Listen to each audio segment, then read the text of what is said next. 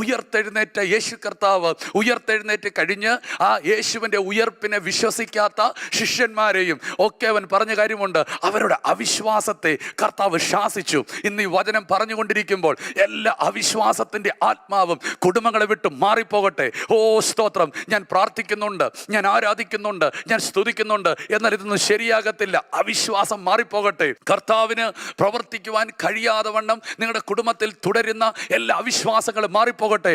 അതുകൊണ്ട് ഇന്ന് പരിശുദ്ധാത്മാവിൽ ഞാൻ നിങ്ങളെ ഓർപ്പിക്കുന്നു, വിശ്വാസം പറയുക, വിശ്വാസം പറയുക, വിശ്വാസം പറയുക.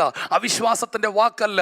നിന്റെ കുഞ്ഞ് വിടുവിക്കപ്പെടും, നിന്റെ കുഞ്ഞ് തകരുകയില്ല, നിന്റെ കുഞ്ഞ് അത്ഭുതകരമായി ഇവിടെ വരുവാൻ പോകുകയാണ്, അത്ഭുതകരമായി നിന്റെ കുടുംബം സുരക്ഷിതമാകാൻ പോകുകയാണ്. യേശുവിൻ നാമത്തിൽ ഈ വചനം പറഞ്ഞുകൊണ്ടിരിക്കുമ്പോൾ തന്നെ നീ വാക്കുകൾ, വിശ്വാസത്തിന്റെ വചനങ്ങൾ പറയുമ്പോൾ അത് നിവർത്തിക്കുവാൻ വേണ്ടി ആയിരക്കണക്കിന് ദൈവദൂതന്മാർ നിനക്ക് വേണ്ടി ഇറങ്ങുകയാണ്.